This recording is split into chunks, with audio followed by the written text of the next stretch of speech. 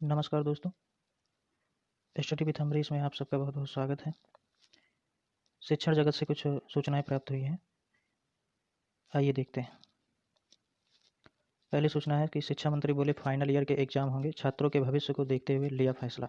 केंद्रीय शिक्षा मंत्री रमेश पोखरियाल निशंक की ओर से विश्वविद्यालय अनुदान आयोग यूजीसी ने अंतिम वर्ष की परीक्षाएं आयोजित कराने का फैसला छात्रों के भविष्य को ध्यान में रख लिया है। उन्होंने विभिन्न विश्वविद्यालयों के कुलपतियों के साथ बातचीत के दौरान कहा कि छात्रों के भविष्य को ध्यान में रखकर यह फैसला लिया गया।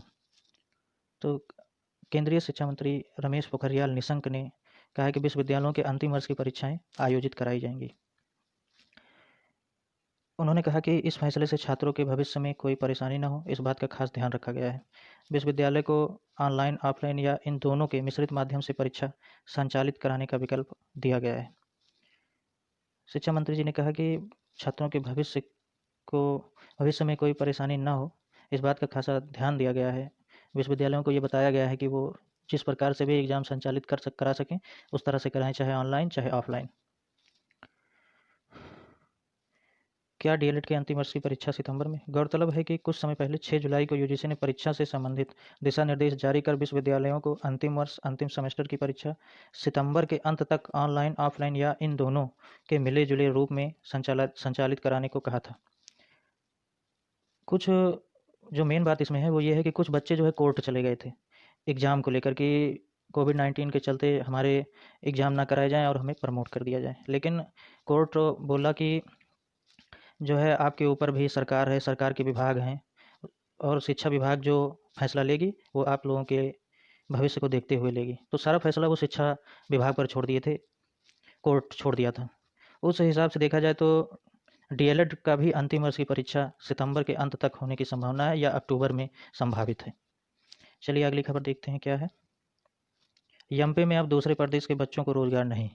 सबसे बड़ी खबर ये कि एमपी में अब केवल एमपी प्रदेश में जो बच्चे हैं उन्हीं को केवल नौकरी दी जाएगी।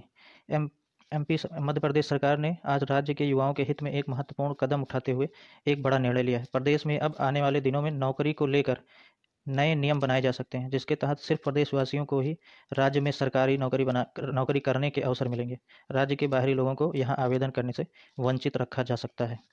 मतलब अभी ये मतलब कि नियम बनाया जा सकता है, मतलब नियम बनाने की अभी वो चल रही है, तैयारी चल रही है कि ऐसा नियम बनाया जाए कि केवल एमपी स्टेट के जो बच्चे हैं वो केवल अप्लाई कर सकते हैं, बाहरी प्रदेश के बच्चे अप्लाई नहीं कर पाएंगे। ये शिवराज सिंह चौहान जी का बयान है, एनआई को उन्होंने दिया था। MP government has taken an important decision today, we will be taking necessary legal step so that government jobs in Madhya Pradesh are only given to the state's youth. Doctor Narottam Mishra जो कि एमपी सरकार की शिक्षा मंत्री हैं, उनका भी बयान आया है कि मध्य प्रदेश में सरकारी नौकरियां प्रदेश के नौजवानों को ही दी जाएंगी। मध्य प्रदेश सरकार ने यह ऐतिहासिक फैसला लेते हुए इस संबंध में जल्द ही कानून बनाने का फैसला किया है। तो अब एमपी में केवल एमपी के ही बच्चों को रोजगार दिया जाएगा, अन्य प्रदेश के बच्चों को नहीं दिया जाएगा।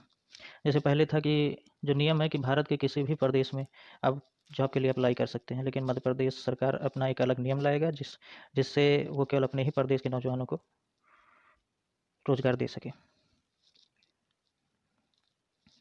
मध्य प्रदेश सरकार ने एक बड़ा फैसला लिया है। फैसलों की इसे लेकर एक नई बहस छिड़ गई है और ऐसे फैसलों की क्या आवश्यकता, जैसे सवाल उठने लगे। हालांकि बहुत से लोगों ने फैसले का स्वागत किया और उसे आत्मनिर्भरता से जोड़ते हुए उचित बताया है। अगर वीडियो अच्छा लगा हो तो लाइक करें, शेयर करें और सब्सक्राइब करें। धन्यवाद। जय हिंद, वंदे मातरम।